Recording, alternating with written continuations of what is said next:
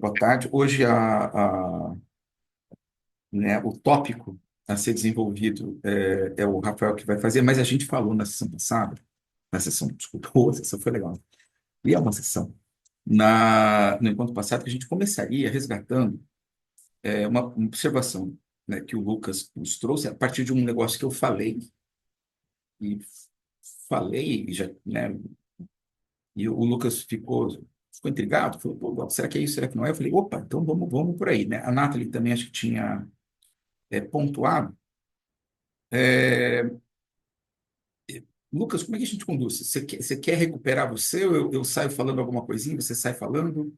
Que ideia é essa, assim? Eu acho que eu não, bom, o que que eu falei? Pô, você não lembra, rapaz? Você tinha, você fez dois comentários, um deles eu te acompanhei porque eu gostei da sua dessa, posso chamar de analogia com um motor elétrico. Uhum. E você fez uma relação com desejo, você deu alguns exemplos. Aí a minha questão, se não me engano, foi que no ponto, minha memória, que vergonha, mas no ponto, eu tentei levantar que, enfim, que eu não vejo como desejo, isso. Do ponto de vista psicanalítico, lacaniano, propriamente, o desejo para Lacan, o desejo do ponto de vista lógico para Lacan, não é um desejo de alguma coisa, né? É Perfeito. um desejo como a falta como objeto, e não tem. Você fala um desejo de, né? O desejo de um Perfeito. carro, de casar, de separar, a gente está falando de uma outra coisa, na ordem enfim, do representacional, da fenomenologia da Isso. coisa. E aí a gente está falando é uma outra ordem da vontade, do querer, né? Não é propriamente o desejo, como eu entendo, né? Que Lacan fala sobre desejo psicanalítico. É a minha leitura também, né? Deixa eu fazer um negócio. Eu confesso a você, Lucas, que né, você ter ficado intrigado, né, com o meu com o exemplo, é um exemplo que eu uso para ilustrar a, a, a diferença entre desejo e demanda do meu jeitão de entender. E na hora que eu falo, e na hora que eu. E assim, confesso a vocês, eu vou continuar usando o exemplo, tá? Concordando com a observação do Lucas, e dessa vez eu sendo um pouco mais cuidadoso, tá? E atenção, não é para fechar nada, não, tá? Eu vou rememorar aqui o exemplo que eu dei, que era um lance assim, é uma brincadeira mesmo, é uma coisa quase lúdica que eu digo assim. Dia 31 de dezembro, eu repeti, dia 31 de dezembro, né, você, né, para falar da demanda, demanda é falada, lembrando, atenção, como operação lógica, demanda falada, e eu até coloquei, o Arthur estava aqui na hora, ele botou o livrinho do Veloso, a gente vai pensar assim, demanda é falada, tanto é que ele é D maiúsculo, é simbólica, né? E quando a gente lembra disso, da demanda, lembrem, por favor, isso aqui eu só vou falar assim, quem me ajudou nessa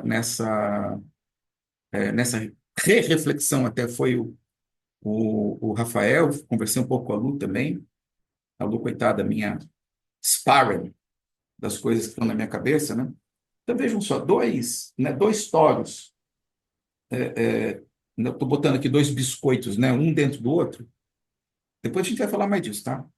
Mas quando o Lacan fala o seguinte, né? As voltas da demanda se dão em torno do núcleo central do toro. E as voltas do desejo se dão do central, que eu digo, da onde né, o núcleo, vamos dizer assim, esse núcleo linear do toro, né? E as voltas do desejo vão se dar em torno do núcleo central do toro, né? Portanto, é aí que a gente vai lembrar de um transformador toroidal, por exemplo, que uma vez vou mostrar para vocês ainda, transformador toroidal, pessoal, olha que coisa legal. Transformador toroidal é um negócio que você vai na loja da esquina e compra, transformador toroidal. Custa R$ 50. Então, por quê? Porque ele é também um utensílio, né, do mundo da elétrica, muito, puxa, corriqueiro, do dia a dia.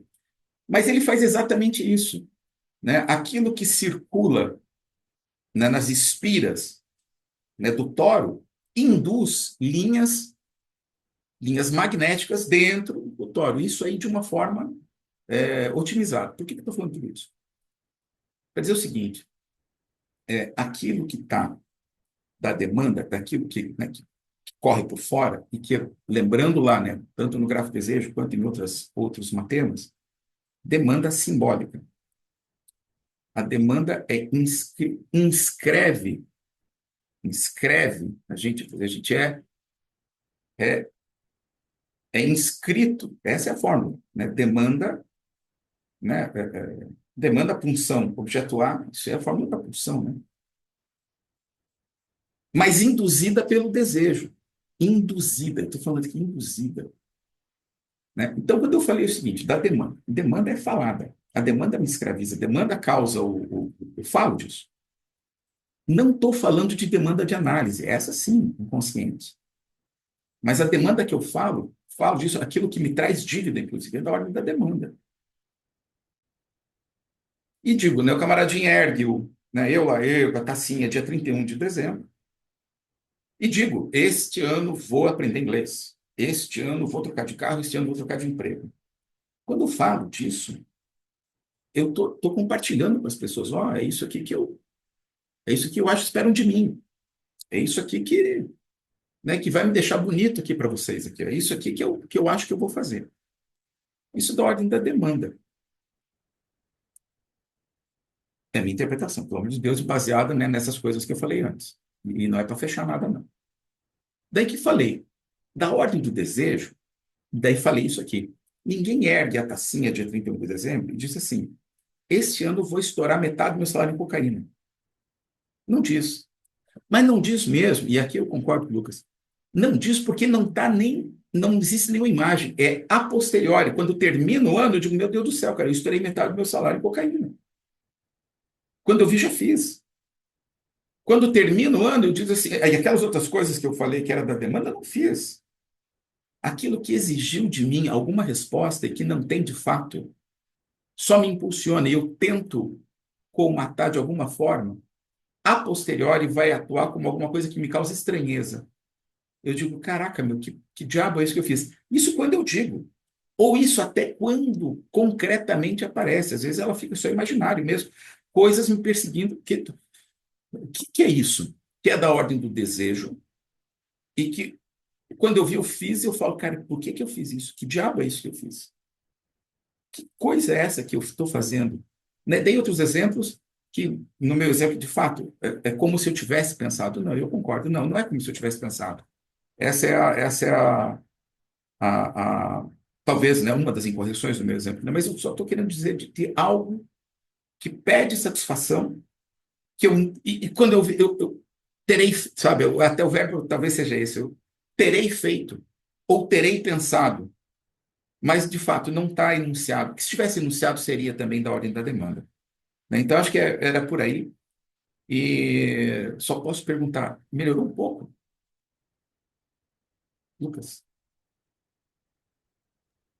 Ah, não, melhorou, mas a questão não era nem melhorar propriamente, era abrir isso para fala, assim, para Ah, tá. colocar. Não Olha era isso. nenhuma cobrança, ó, melhore o seu exemplo, porque assim não dá, não é nada Mas disso. você pega um obsessivo e manda uma demanda. O que eu ia fazer, Lucas? Na realidade, o exercício foi muito legal, Lucas, porque se ele despertou algo né, que intriga, me pôs a repensar como exemplo e ser mais cuidadoso.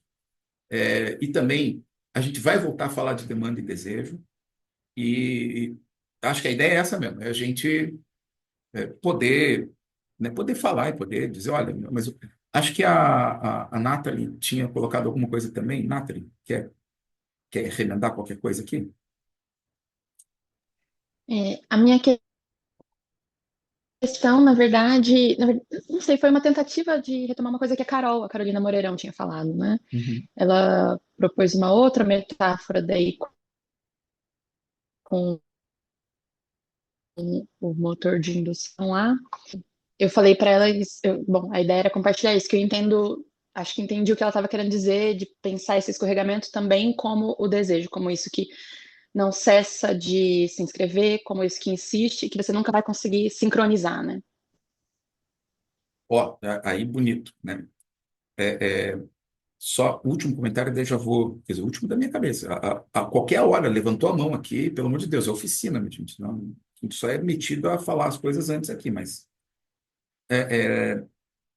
isso do desejo, assim como o, aquilo que é da pulsão, né, a gente pode botar junto, porque o desejo como imaginário, fico eu pensando aqui até como um resultado da operação toda. Mas sou eu pensando, saca?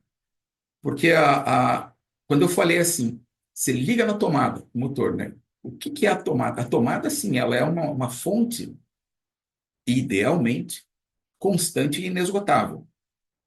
O que me leva a pensar em impulsão. Bem o teorema de Stokes mesmo. Né? Mas você está entendendo? Sim, me leva. E levou a Carolina a pensar em desejo. Depois nós vemos isso. Não é para fechar nada, não. Né? Então, acho que a gente começou. Para quem está com a gente pela primeira vez, eu depois posso colocar de novo o link da nossa, né, do primeiro encontro. Falamos dessas coisas no primeiro encontro e ficou gravadinho lá. Que legal ter gravado isso, tá bom. Vamos para frente? Então, joia.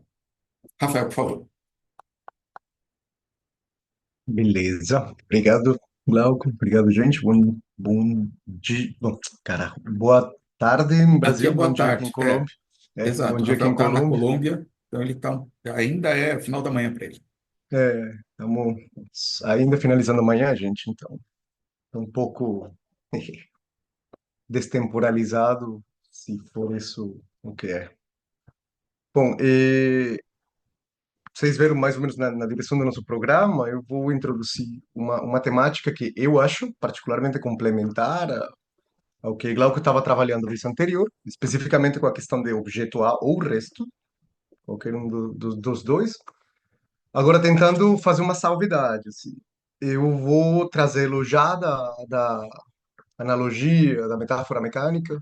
Vamos tentar trazê-la na medida do possível, evidentemente, a psicanálise, mas vamos juntá-la, então, com o outro dos elementos que se trabalha a partir daquele esquema que falamos do trabalho do Lacan, de topologia lógico-matemática, filosofia ou antifilosofia e a linguística. Então, aqui eu vou deixar de lado, entre aspas, vou deixar de lado, falo já entre aspas, porque estou dando e tomando por sentado que estamos trabalhando com certas noções de linguística já com elas operando.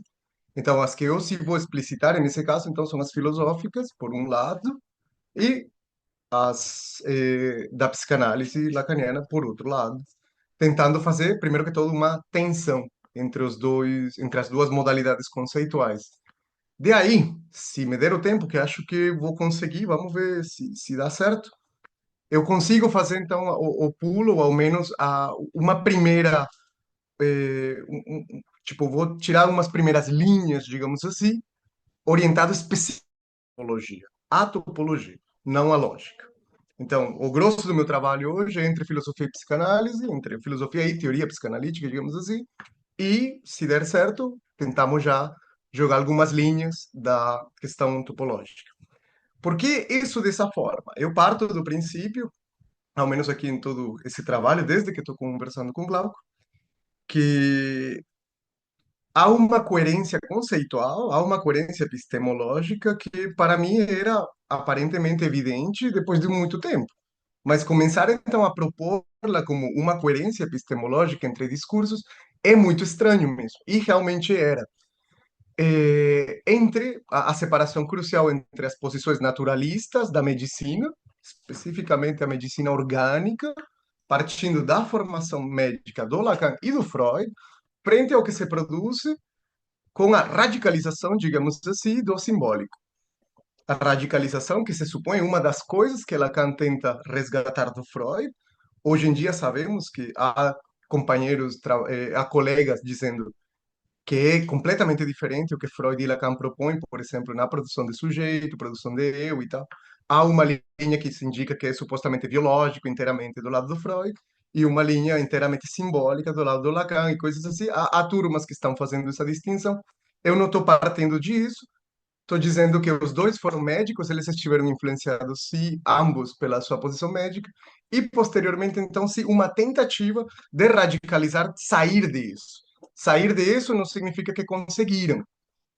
Isso é importante colocá-lo, embora Lacan diga, a partir de função e campo, para frente, que quienes estavam imbuídos, abraçados, amarrados nos biologicismos sejam os que ele denominou os pós-freudianos, ou seja, a psicologia do ego, a psicologia a dois corpos e a psicologia das relações objetais. Tá? Então, partindo um pouco disso, coloco em jogo e volto à primeira pergunta antes de começar a falar, e aí para também dar espaço à nossa conversa. Se eu dissesse para você qual que é a diferença entre a linguagem animal e linguagem humana, o que que vocês me responderiam? Com uma salvidade antes. Vamos eliminar do nosso argumento falado explicitamente, e esse é o pedido, a palavra instinto. Se a gente tirar essa palavra, o que que vocês me diriam? O que que é? Ou, bom, se vocês querem como palavra, eu preferiria ter como categoria de raciocínio. Para mim é mais produtivo pensar. Se eu dizer para vocês qual que é a diferença entre linguagem humana e linguagem animal, o que que vocês me diriam? Ajudem-me aí. Se querem escrever também, mande ver.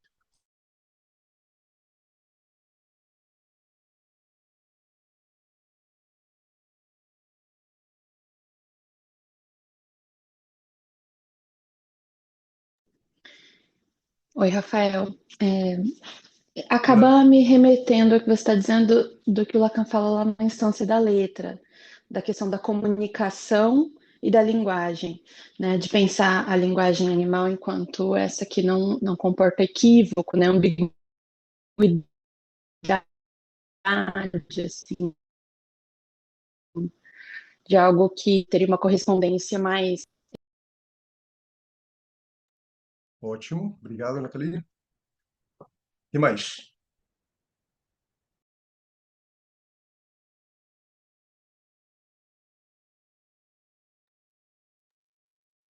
Eu arrisco dizer que se você tira do jogo a palavra instinto, palavra não vamos usar instinto. A gente tem que, obviamente, por consequência, tirar do jogo a palavra pulsão. Senão, né? Concorda? Eu acho que não faz sentido você ter uma e não ter outra. Elas existem aí nesse aspecto, parece até como uma certa oposição necessária para a gente entender as categorias aqui. Então, eu diria que a partir da sua proposição, estritamente falando, não há nenhuma diferença, né? São linguagens, no sentido de que você poderia imaginar que, por mais que você esteja falando, estritamente falando, de novo, a comunicação, os animais se comunicam, né? O passarinho lá faz aquela dança dele para a fêmea identifica que aquele é o macho da espécie, aquilo ali é uma comunicação, a gente não pode negar isso, né? Enfim, a fêmea está no cio, o macho aparece, etc. Enfim, há uma comunicação ali, né? E se a gente tirar do jogo instinto e pulsão, eu acho que a diferença talvez não haja nenhuma, né? Mas eu acho que aí é que é a questão que ele está colocando, eu acho suspeito que essa é a provocação que ele está fazendo. Claro. E vamos aproveitar e vamos continuar com os comentários. O Eu, Icone da Fernanda. Diga, diga. isso. Não, bom, vou falar aqui. Não levantei a mão, foi. Né? Desculpe, Marina, só vou falar rapidinho aqui. A gente não ensaiou isso aqui, né, Rafael? Então eu também não tinha pensado nisso aqui ainda não. Mas fiquei pensando assim como o Lucas, né? Quer dizer, a que serve, né, a comunicação para os animais? Né? Serve para uma opção de coisas.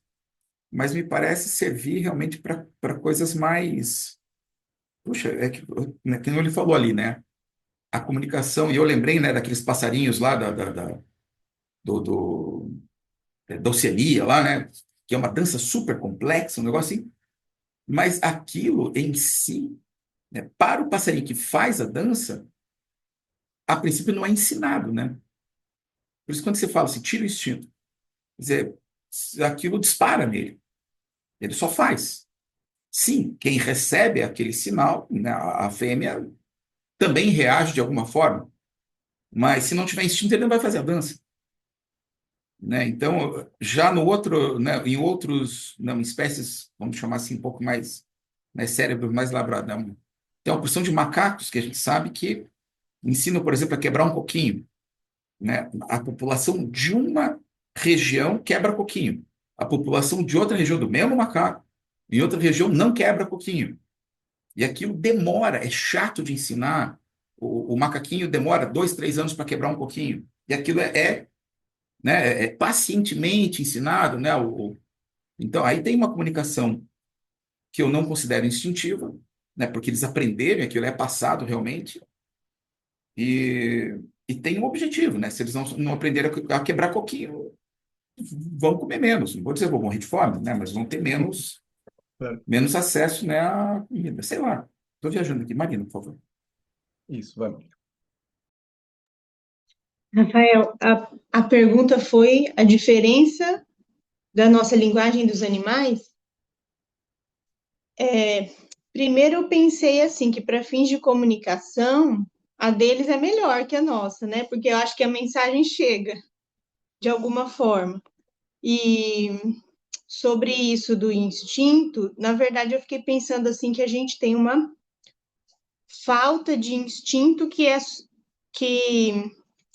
da qual o imaginário talvez faça uma suplência, não sei se eu posso dizer dessa forma, né? E eu acho que a diferença talvez teria a ver com o imaginário e os efeitos disso, né? E como o imaginário é algo que vem antes do simbólico para a gente. E eu acho que isso tem a ver com a dificuldade na comunicação. Assim, foi algo que me ocorreu. Ótimo, obrigado. Vai, Thiago. Partindo também dos registros, né, me vem que não penso que os animais na sua comunicação eles simbolizem, eles peguem uma coisa por outra. A gente falou aqui que a comunicação ela é mais direta e o sentido talvez seja único, né, e se entra o símbolo da possibilidade de uma comunicação que traga sentidos vários, né, que traga. Então, isso a partir do simbólico. E também me pergunta se o animal ele imaginariza, assim, se ele tem imaginação. E imagino que para ele a coisa funcione mesmo a partir daquilo que está diante dele. E aí ele consegue dizer algo sobre aquilo. Mas imaginar algo que não está diante de seus olhos, acho que não acontece. Ok, ótimo. Vou ler aqui os comentários. A Fernanda colocava a subjetividade, talvez, com pergunta. O Paula dizia, eu diria o tabu, né?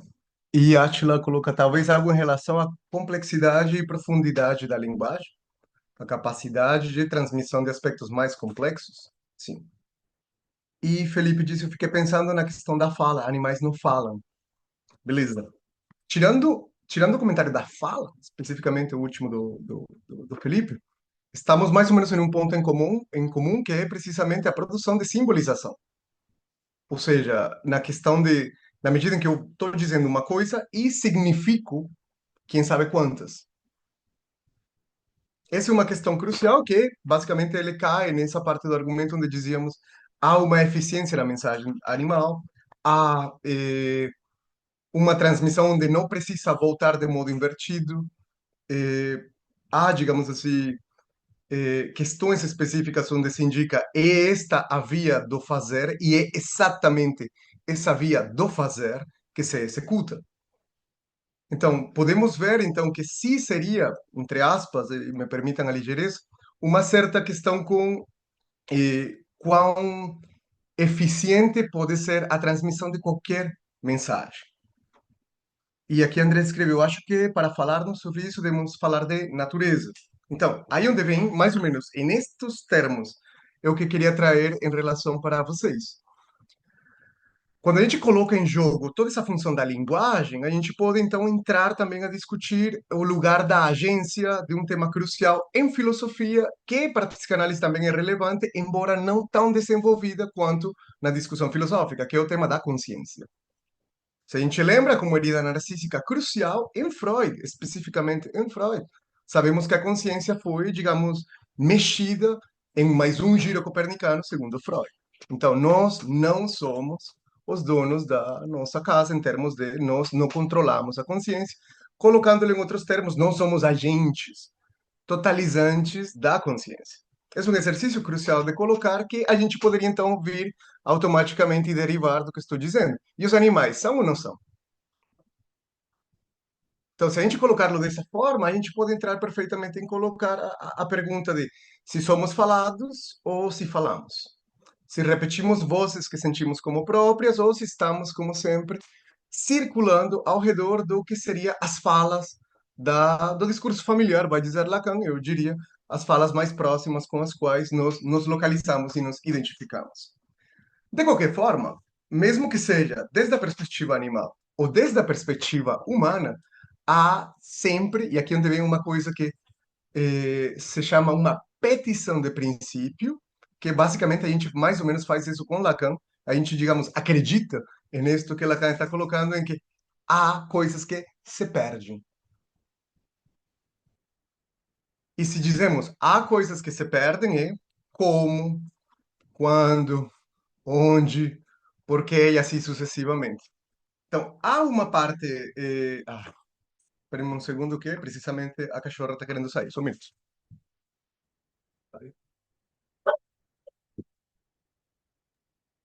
Obrigado, desculpem. Ela Então, pediu isso para que se sair, perde. não houve equívoco possível. Então, ela só se levantou, começou a fazer assim na patinha e tchau, gente. Agora, por que coloco isso em este movimento todo? Você disse, e isso é uma. Ao menos eu particularmente me interesso por essas coisas também. Se disse que Lacan sabia que ia morrer quando ele viu que a cachorra dele olhava ele de um modo triste. Se disse que a cachorra se aproximava do Lacan e ficava interagindo com ele de um modo completamente diferente. Lacan mesmo dizia que ele entendia sobre isso pelo jeito como o cachorro entendia. Então, se a gente for ver, a gente está lendo a interpretação do Lacan do olhar do cachorro ou a gente está olhando o saber frente à morte de um animal, a diferença de um humano. Saber diferente de instinto, neste caso. Se eu colocá-lo nesse sentido, uma das distinções cruciais que temos entre linguagem humana e linguagem animal é nós podemos não responder especificamente à primeira mensagem que nos é mandada. Ou nós podemos responder, por exemplo, com o silêncio. Ou nós podemos cair no equívoco. Ou, basicamente, podemos ser presos das significações. Beleza, podemos ser presos da armadilha do sentido. Isso eu acho que é mais ou menos reconhecível por todo mundo. E sabemos que em consulta muitos dos nossos neuróticos chegam presos de sentido. Mas então, e o animal seria capaz, seria passível de não ser preso do sentido? Se supõe, nesta lógica, bom, não sei para vocês como entendem, mas por enquanto, segundo essa lógica que estou dizendo, não seria capaz. O animal seria preso do sentido sempre. Seria preso, então, como estava dizendo Marina, sim, do registro do imaginário. A possibilidade de estabelecimento de diferenças radicais não existiria. Então, aqui partimos, então, de um elemento fundamental: diferença. Lacan, desde a carta roubada até uma das propostas do final da análise é estabelecer a pura diferença. Se se quer a pura diferença na carta roubada, é falado como o momento zero do desejo. Onde é que eu passo de ser o bebê da minha mãe e do meu pai e eu viro um projeto de pessoa, ou viro outro cidadão, viro uma formalização de consciência, viro um acúmulo de intuições, viro a possibilidade de falar da minha história. Então, atravessando todos estes momentos, aí esta breve introdução e que foi melhor ainda, assim, vocês me ajudaram muitíssimo com isso que eu queria colocar em jogo, com suas posições, para poder falar então da questão da negatividade, que em psicanálise é completamente diferente, e mesmo diferente do que se expõe em Hegel e em Heidegger. que seriam os dois autores por excelência, que se supõe seriam os dois autores por excelência, ao menos um pouco mais explicitamente falando, de apoio em Lacan. Então, para isto, e antes de avançar aos filósofos, vou falar, não vou falar, vou mencionar um autor específico que para Lacan é muito caro, muito importante, que é o biólogo alemão Jacob von Uexküll. Este biólogo poxa, se vocês tiverem chance, quando puderem, derem uma olhadinha, que tem umas pesquisas que a gente fica, gente, que loucura, assim, isso está completamente fora do nosso campo e é uma radicalização da ausência do significante, da ausência do simbólico no mundo animal. Vou mencionar só um exemplo rápido que eu achei brilhante para pensar um pouco isto. Como é que a aranha tece a aranha, considerando que a mosca nunca verá? Sim, vou escrever aqui. E estou pensando no que se mencionava como um dos efeitos do imaginário. Como é que a aranha tece sua teia de aranha com certa extensão, certa largura, quando é que algumas dos segmentos da teia estão cheios do veneno, perdão, do veneno não, da cola, e há outros que não são os da cola, e de facto está sistematizado isso. Você disse que são os radiais, os que estão cheios de cola, e os que são tipo de fundamento, de base da teia, são os que a aranha não coloca cola para poder andar o mais rápido possível e cair o mais rápido do bicho que caiu na teia. Mas estou falando disso porque ela produz isso, e a proposta de Jacob von Uexküll é que a aranha não consegue ver o que vê a mosca e vice-versa. Então, ao invés de a gente pensar uma integração natural de mundos complementares, o Jacob von Uexküll vai produzir então o quê? Uma produção de mundos independentes, no qual a gente só responde a uma coisa que se chama desinibidor, por um lado, e a partir do desinibidor, o animal responde em um estado de aturdimento, ao qual ele não consegue sair.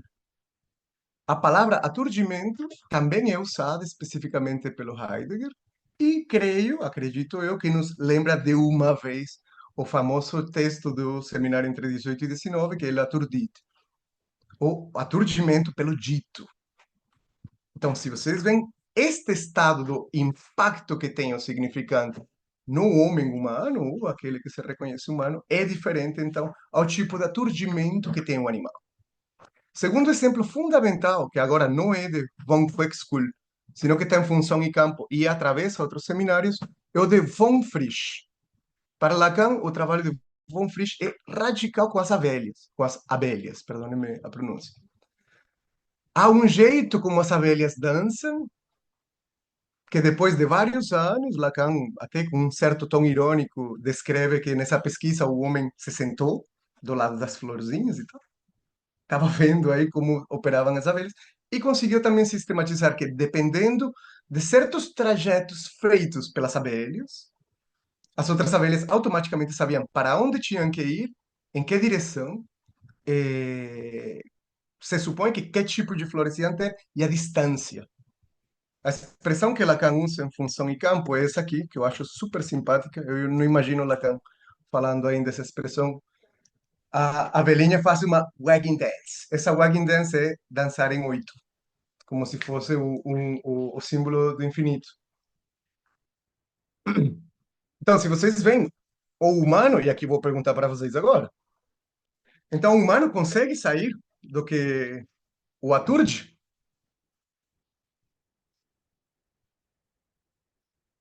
Se isso é sim ou não, a gente está tomando uma posição teórica com relação ao processo analítico. Se há uma modificação de estrutura ou não, se há uma modificação comportamental ou não, se há uma modificação que eu posso dizer ou não. Mas vamos lembrar que, no final das contas, a nossa função de trabalho tem a ver com saber sobre uma modalidade de verdade e não necessariamente com uma produção comportamental. embora alguns pacientes, feliz ou infelizmente, relatem que houve mudança comportamental, certo?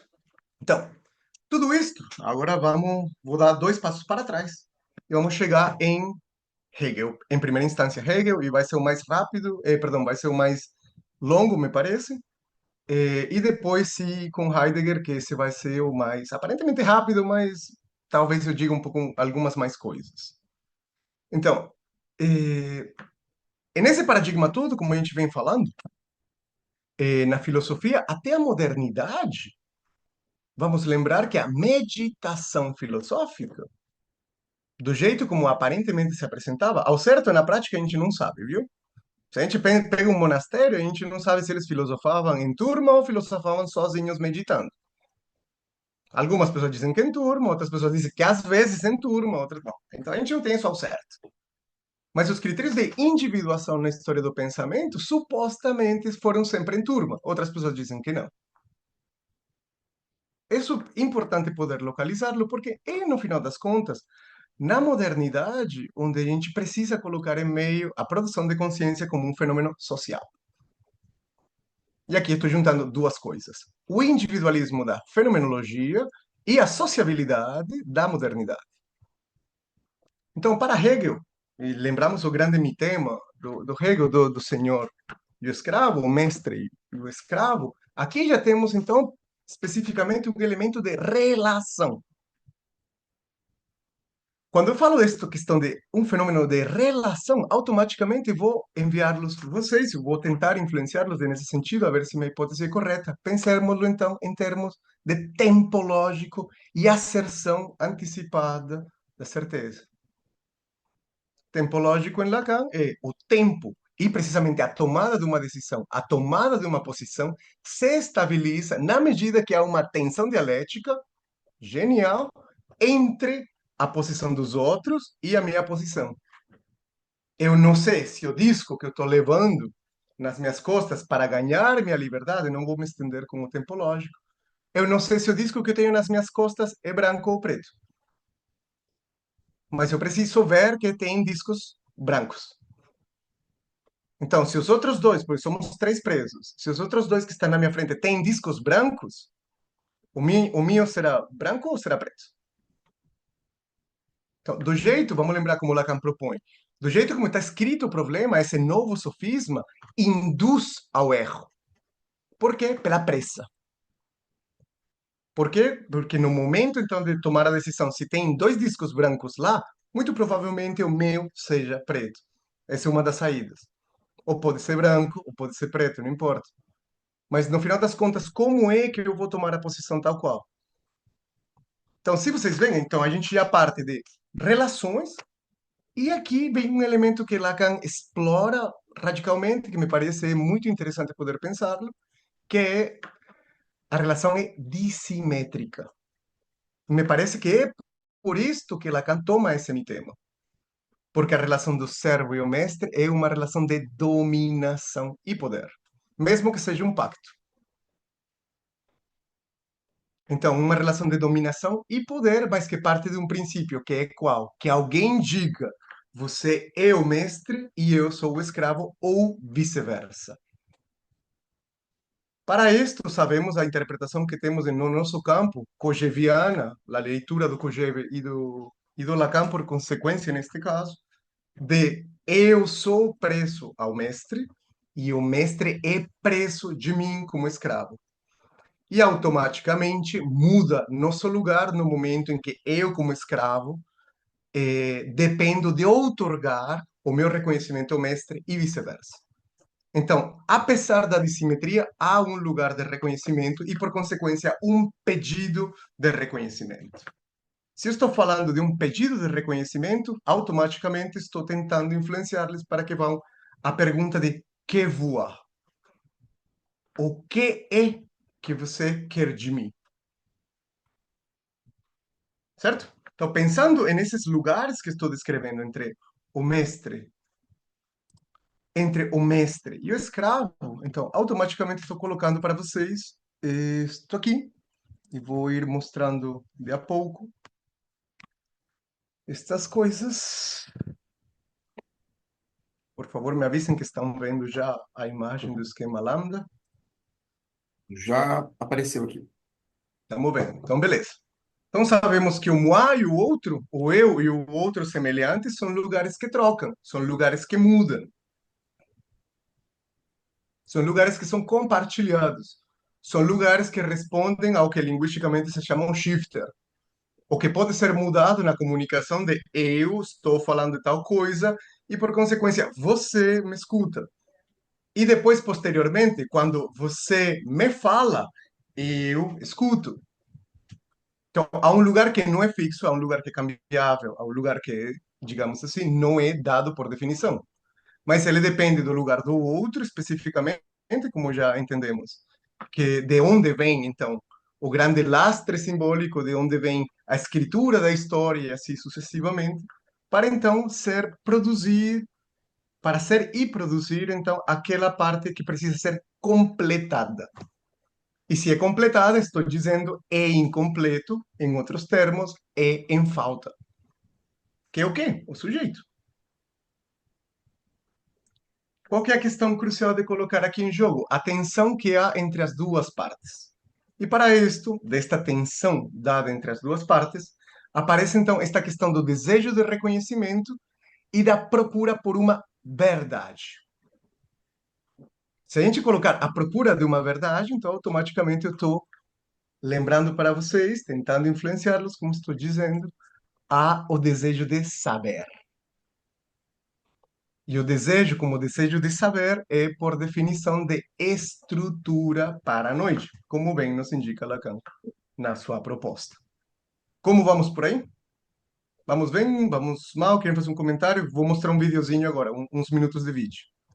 Vai, beleza, gente? Então vamos.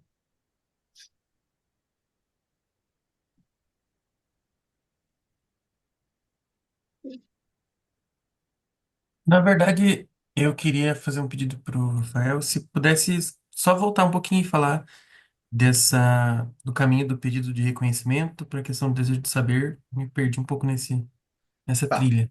Foi o finalzinho do que você falou.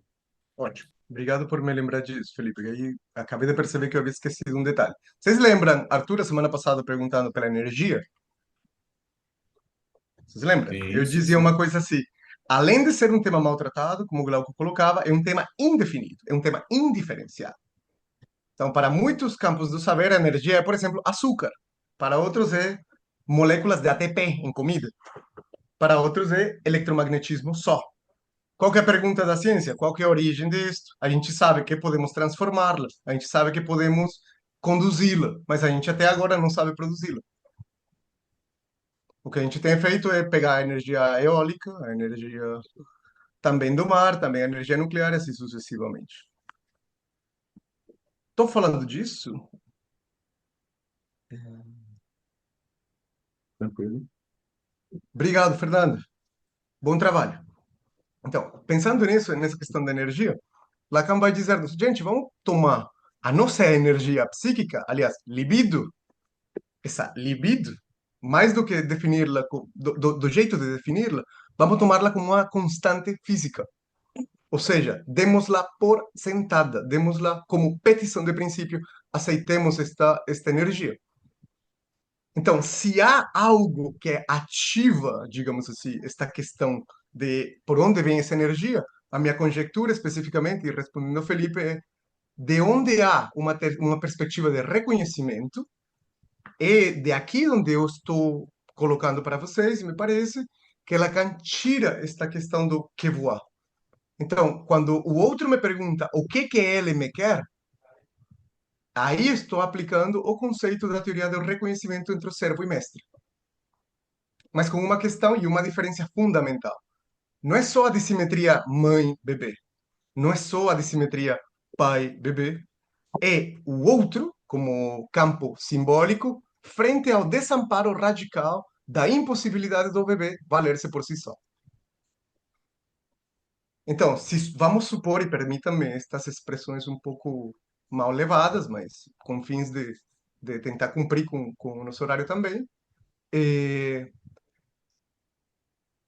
como é que a criança se vai valer sozinha. Então, vai aparecer um adulto. Em termos normais, aparentemente, nasceu a criança, então, o que que a criança recebe? Então, recebe fala, recebe cuidado, recebe não sei o quê, todas estas coisas que temos aprendido, sim, na psicologia, na medicina, na pediatria, na neonatologia, e assim sucessivamente. Mas, ao certo, o que que resta? Ao certo, o que que fica? O que que faz, então, que há um ponto de transição, e agora lembrando dos animais, o que que há um ponto de transição a isso que captura o animal e não deixa ele sair disso, de seu modo de aturdimento e resposta, o que que faz que um bebê queira sair de ser bebê e começar a responder às demandas do planeta? As demandas do seu outro, as demandas de sua tradição, cultura, outro, e assim sucessivamente. Em Hegel, como dizia, é a questão do reconhecimento. Para nós, na nossa questão de reconhecimento, temos que atravessar um elemento que atravessa Hegel, atravessa Heidegger, e é mencionado pelo Lacan, a morte. E principalmente, não é qualquer morte, senão a consciência de morte. Te ajudei, Felipe? Beleza. Então, nessa questão do desejo de reconhecimento, podemos colocar assim que se demanda pode ser traduzida imaginariamente como pedido, o adulto fala para a criança em termos agora tridimensionais: criança, seja meu filho. Criança, ande. Você é colombiano, você é italiano, você é brasileiro, você é menino, você é menina. Tá, não falei disso, mas a roupa de Elise é branca, Elise é minha filha, então é branca, rosa, azulzinho e assim sucessivamente. Então, mas azulzinho, um azulzinho específico, não é azul marinho, não é azul escuro, assim, não é? E assim sucessivamente. Esse é o mar simbólico que a criança está recebendo. Mas então, em que ponto, e essa me parece que ao menos é uma questão da qual Lacan tenta se ocupar com esta questão do momento zero do desejo, do estabelecimento da pura diferença, o momento onde se dá essa transição de eu já não respondo ao imperativo do animal, senão que posso começar a discutir, posso começar a dizer não gosto, não quero. Colômbia, Itália e Brasil são países que se atravessam radicalmente pelo consumo de carne, e eu não gosto de carnes. Eu sou vegetariano não por questões diferentes a eu nunca gostei. Então, o que que faz que eu não goste? Se supostamente eu gosto é regulado pelo sociocultural. Então, o que que faz que eu quis virar o diferentão? Coisas desse ordem, a gente pode começar a localizá-las precisamente como o elemento que faz tensão. Tensão dialética implica asserção antecipada da certeza.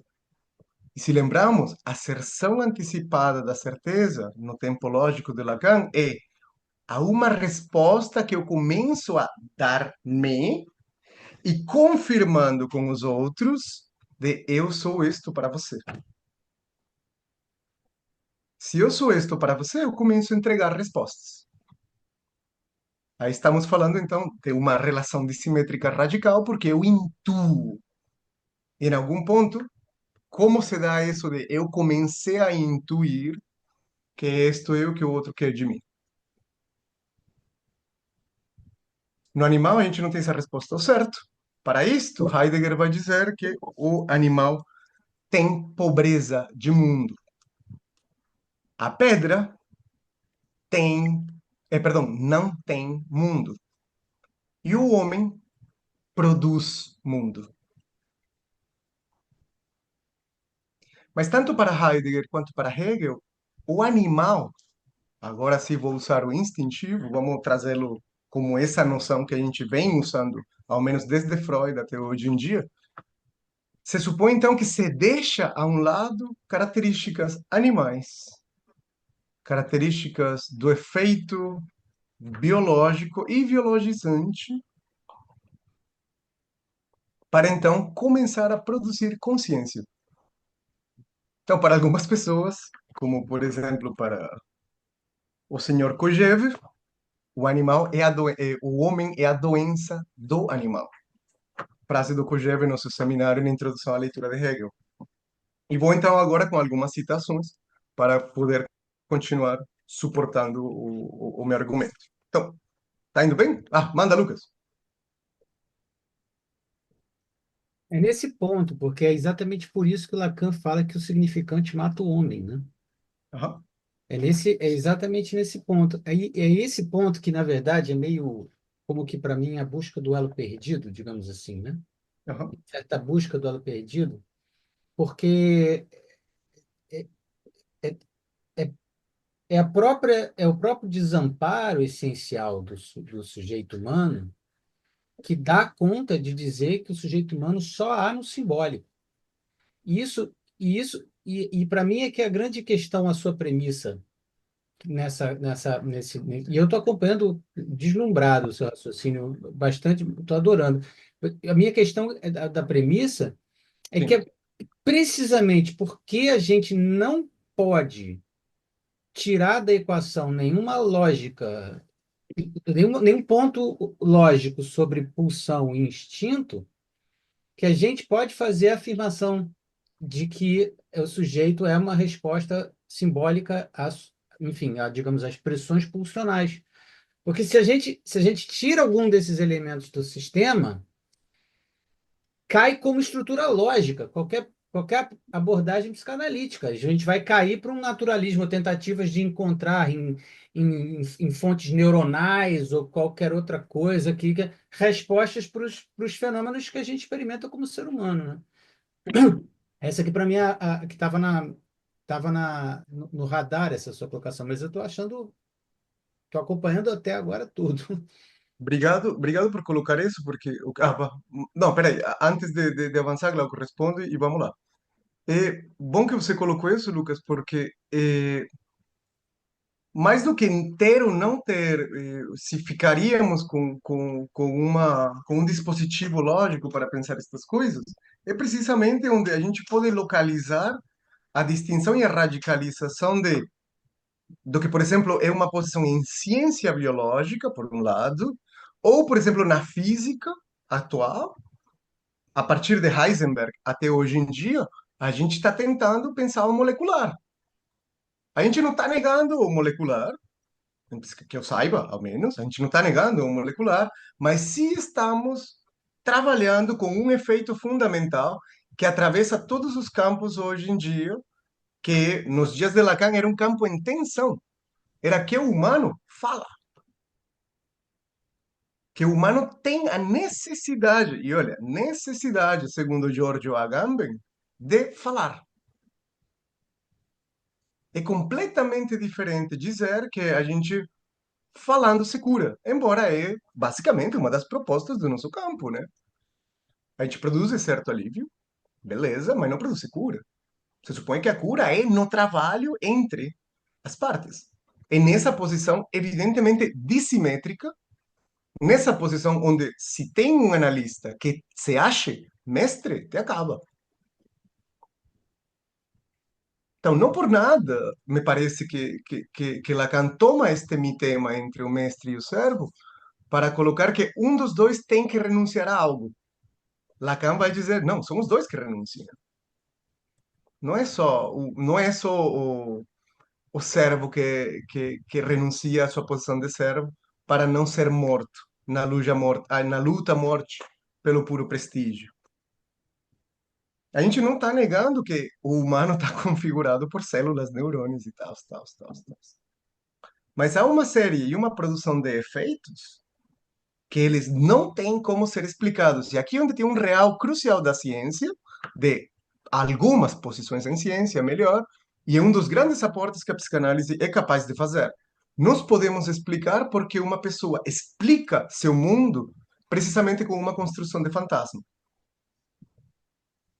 Nós temos dado o lugar de prioridade que tem a produção de ilusões, de ficções, de fantasias. E temos até resgatado essa chance que a gente tem de poder pensar, quando eu nasci, em algum ponto, criei um pai e uma mãe. Porque não é que havia pai e mãe. Vamos lembrar, em filosofia se chamam juízos apofânticos. Os juízos apofânticos são é ou não é. Juízos que afirmam ou juízos que negam. Isso está no trabalho, contemporaneamente, está no trabalho de Heidegger muito bem desenvolvido. Os juízos apofânticos, aquilo que nega e aquilo que afirma, em algum ponto foi produzido. E o que resta para os juízos pré-apofânticos? Quando é que estruturalmente o bebê começa a dizer sim, não. Isto sim, isto não. Ele é, não é. Eu sou, não sou. Aí, nesse sentido, a maquinária conceitual de Lacan, a mim me parece, insisto, muito coerente entre topologia, entre lógica, porque precisamente o pré-apofântico, o nosso paciente não vai dizer, gente, quando eu antes de nascer, quando eu antes de, não sei, quando eu comecei, é tão simples como se eu perguntasse para vocês, qual foi a primeira palavra que vocês lembram? E aí mesmo posso perguntar, e qual foi a primeira palavra que seus pais dizem que vocês diziam? Se é a mesma, eu pago a primeira rodada de cerveja. Então, manda, Glauco. Ai, é, nossa, você é malvado, meu povo. Vamos lá. Eu só queria resgatar aqui uma coisa que você está usando direto e que eu estou gostando muito, que é sustentar o termo tensão como alguma coisa. Uma tensão é alguma coisa que pede, ela eventualmente vai, ou ela vai se manter, mas tem algo ali trabalhando, tem algo insistindo naquilo que é, né, da dinâmica. E mesmo pensando, né, como uma tensão, né, falou no início, entre significantes e significados. Afinal de contas, o mesmo significante aponta para vários significados, isso é da nossa linguagem. É assim que a gente funciona, né? Isso já, né, rememorando o que você falou, né, nos parece que os animais, os que conseguem fazer algum tipo de transmissão, né, existe uma coisa muito fixa. E daí isso me fez pensar também ainda, né, que a manutenção da tensão entre significante e significado, afinal de contas, um significante apontando para mais de um significado, isso me dá até uma espécie, às vezes, uma espécie de escolha, né, que eu vou chamar de convicção. Né? Para mim, assim, a gente tem uma porção, né, de exemplos hoje, né? Afinal de contas, tem gente dizendo que a Terra é chata, coisa que vale hoje. Né? Quer dizer, a pessoa resolveu o que é isso. Né? É da ordem da convicção, essa convicção pensando nietzschianamente, né? Mas fica aqui a dica, de repente, um dia, tem um filme chamado Amnésia. Não sei se vocês já viram um filme dos anos Memento. 90, final dos anos 90, coisa assim. Sensacional, né? Em que ele perde, né, a sua história. Ele perde a sua história a cada, sei lá, 5 minutos. A história dele começa de novo, né, a personagem principal. Então, a ele são apresentadas coisas que ele tem que escolher. Então, é muito interessante. Mas era só a questão da atenção que eu queria só ressaltar. Obrigado, cara. Beleza, então, agora pensando no Hegel, vamos lembrar que não é qualquer Hegel, é o Hegel de Raymond Queneau, o Hegel de Meyerson, é o Hegel de Alexandre Kojève, não é qualquer Hegel que Lacan trabalhou em princípio, mas uma questão que temos aqui, o homem não é de facto uma espécie biologicamente definida, nem uma substância dada por acabada. Senão, não chegássemos ao saber absoluto, não se produziria a consciência de si, ou a consciência para si, a consciência do outro. É, sobretudo, um campo de tensões dialéticas sempre já talhado por cissuras que já que neles o separam a cada vez, pelo menos virtualmente, Alessandro Kojève, tá? Pelo menos virtualmente, a animalidade antropófora e a humanidade que nesta se encarna. O homem, então, o homem como a gente entende o homem, existe se a gente considerá-lo historicamente. Pensando então que a noção de homem, o conceito homem, não como man-woman, sino como humanity, como mankind, como Mensch, não como Frau ou Frau e Herr. E assim, eh, precisa estar atravessado historicamente, precisa ser dito historicamente. E me falem se uma análise não responde também à tensão entre gerações, entre o que eu posso dizer do que eu lembro, frente ao que posso dizer do que eu lembro, do que posso dizer do que disseram de mim, frente ao que isso me produz, frente a isso que eu posso dizer de mim que não posso explicar com os recursos que eu tenho. Aí onde entra mais ainda a interpretação psicanalítica, por exemplo, dos elementos fundamentais onde não tenho como lembrá-lo, não tenho como chegar lá. E como é que nós levantamos uma hipótese à maneira de um trabalho interpretativo e devolvemos? Como é que isso começa a produzir efeitos de lembrança? Isso é um trabalho. Se a gente for ver, como é que a gente lembra de coisas que a gente não lembra? Esse é o ponto crucial. Não é que a gente não lembra. Bem falava Lacan que temos que colocar o coelho dentro da cartola primeiro para poder tirá-lo. E então, avançando nesse termo, precisamente por que é que esquecemos onde Caracas, quando Caracas, guardamos o coelho na cartola? Por que esquecemos onde guardamos a cartola? Pensem cada vez que vocês viram isso. Ah, vou guardar isso aqui, depois eu vou lembrar, depois vou. Vocês esquecem. Várias coisas, não tem que ser um todo. Por que tais elementos estruturais levam a gente a negar a lembrança de tais e quais posições? Lembrança, negar uma lembrança, e negar a chance dos efeitos que isso nos produz. Como é possível que há coisas que a gente diz, se vou por aqui, vou me quebrar a cara. Todo mundo conhece essa pessoa que todo mundo diz, não vai por aí porque vai quebrar a cara. Esta pessoa genuinamente não vê que vai quebrar a cara. Vai se arrebentar, todo mundo sabe. Nós, os amigos, estamos aí para socorrê-lo, ou que seja que for. Mas a gente diz, mas se vai por aí, vai quebrar. Não vê, não vê. Como é possível que isso se repita tantas vezes? Então, se a gente está vendo o efeito de aturdimento da posição biológica como tal, fica completamente estartalado. Esse é um tapete que se mexe direto na produção de um sujeito e produção de consciência. Então, eu posso dizer, eu sou consciente de blá, blá. Quantas vezes a gente já não afirmou ou falou para outras pessoas, ou escutou outras pessoas dizer, eu me conheço bem, eu não vou fazer isso. E aí, de repente, vem e faz, e nesse momento que eu fiz, me desconheci, não era eu. Então, outra citação. Vou aqui.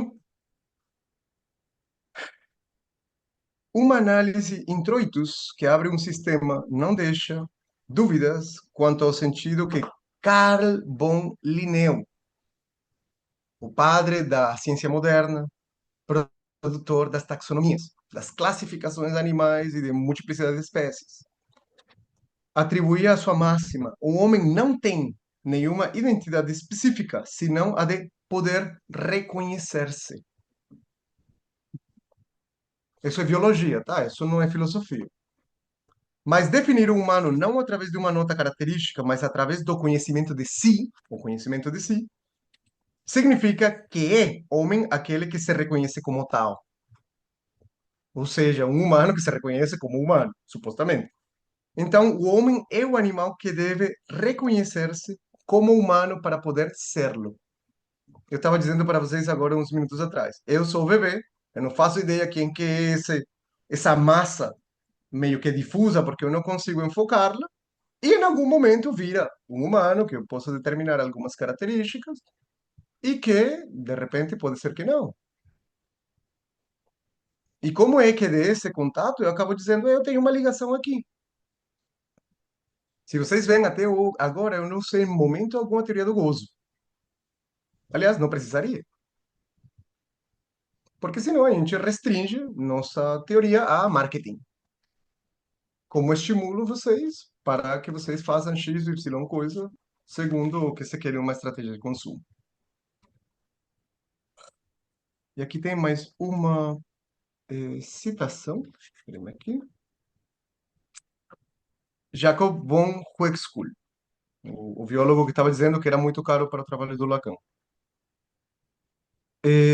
Uexküll define como passeios em mundos incognoscíveis,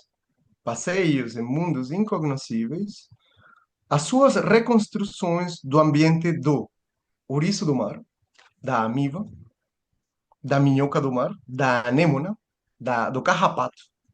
Estes são seus nomes comuns, e de outros organismos nos quais ele privilegia uma unidade funcional com o ambiente, mas não em relação a ele. Então, o carrapato, se vocês se interessarem por essas coisas, ele tem três coisas a fazer na vida: sentir temperatura, tomar sangue, colocar ovos. Acabou. O carrapato nunca vai fazer poesia, nunca vai escrever nada e blá, blá, blá.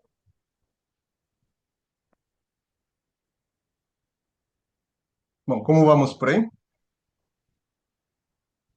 Beleza.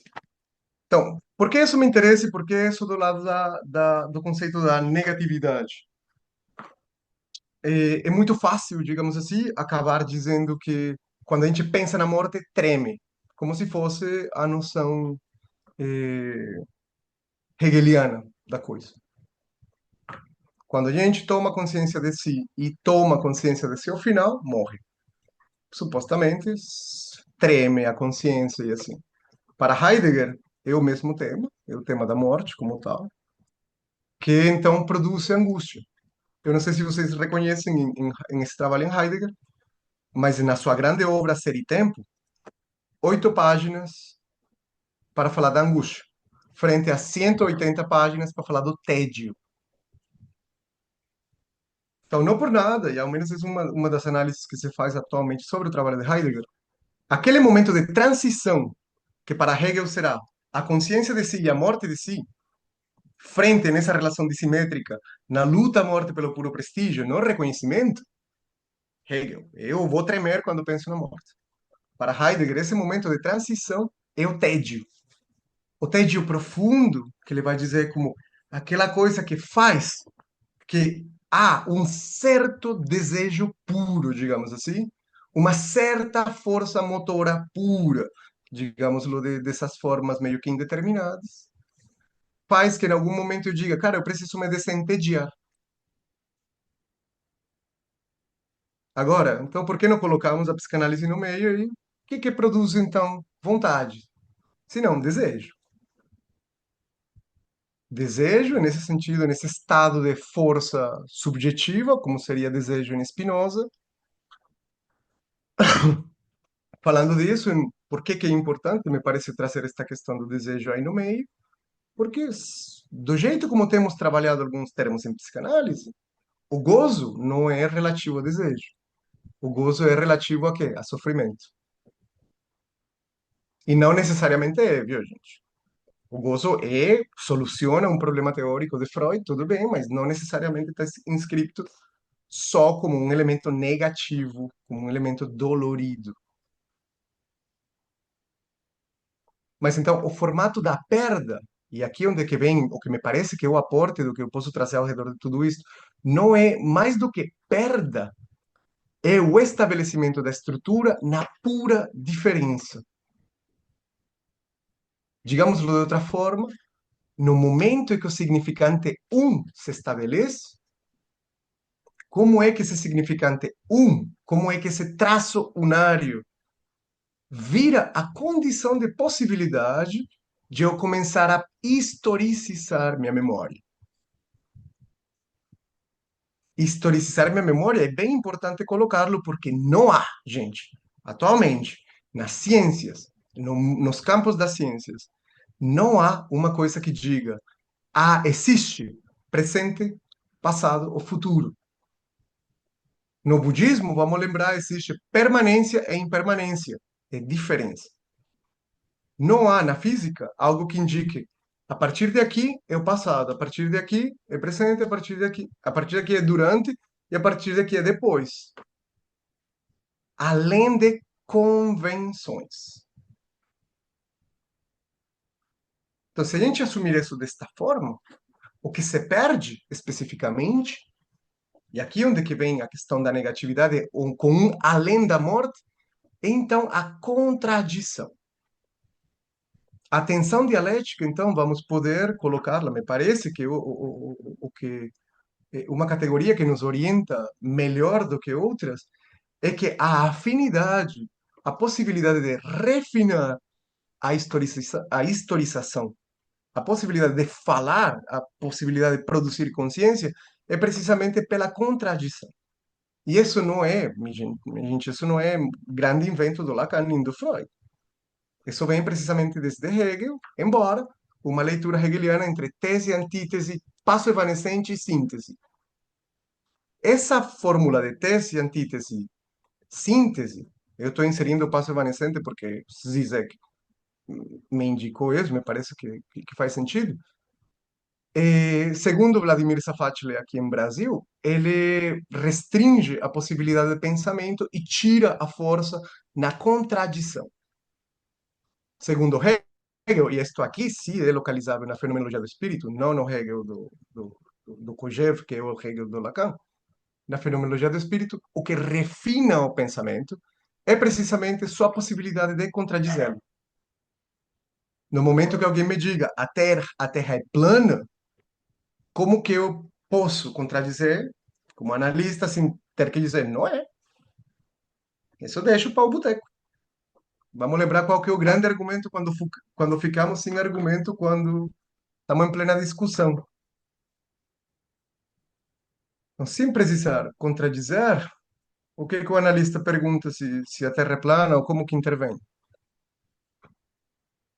Então, a tensão, poder colocar isso em movimento, aliás, perdão, o movimento se coloca em seu haver, em seu fazer, é precisamente por produto da tensão dialética da contradição.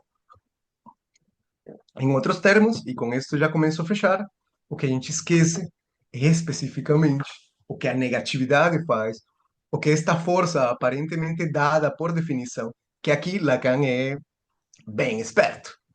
Lacan não nos disse como operar isso, viu? Lacan tem uma tentativa de explicar nosso recalque, especificamente o recalque, como uma superposição, um lado, como um enxame significante, por outro, como um acorde de música, como fazia Claude Lévi-Strauss. Então, não há desaparição do significante.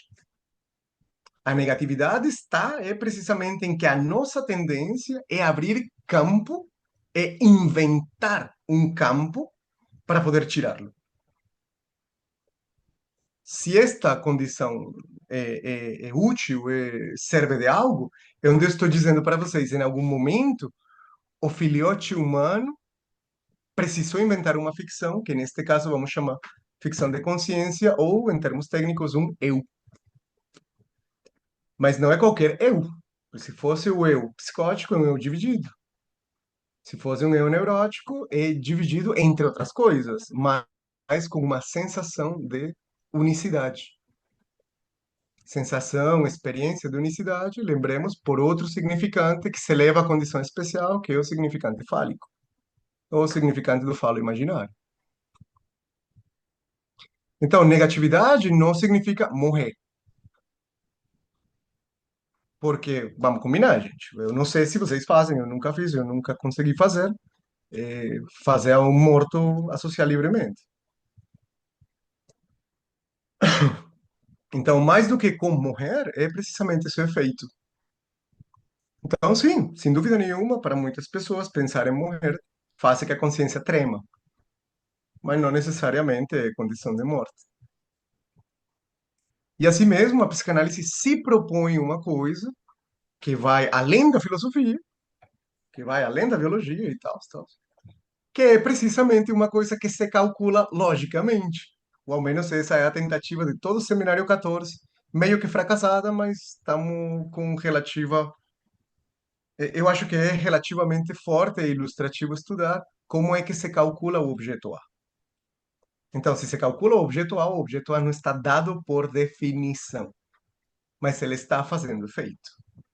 Está fazendo efeito como o significante um, como um significante chamado mestre na época dos discursos do seminário 16, 17 para frente. Mas como é possível que esse significante um é diferente do significante fálico? E como é possível que esse significante, que abre uma condição de possibilidade pela sua ausência, significante fálico, é diferente do objeto A? Então, em que momento da nossa teoria o outro, perdão, o mais menos, isso foi uma.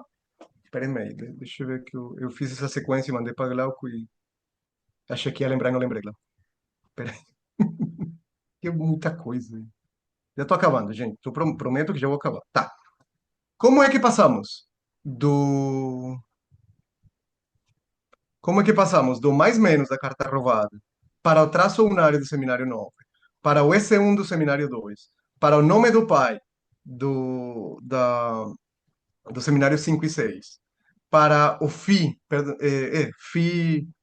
eu falo, especificamente seminário 6, para das Ding do seminário 7, para o Agalma do seminário 8, para o objeto A do seminário 10 e para depois para o significante barrado no campo do outro. Tudo isso, estou falando, é resto.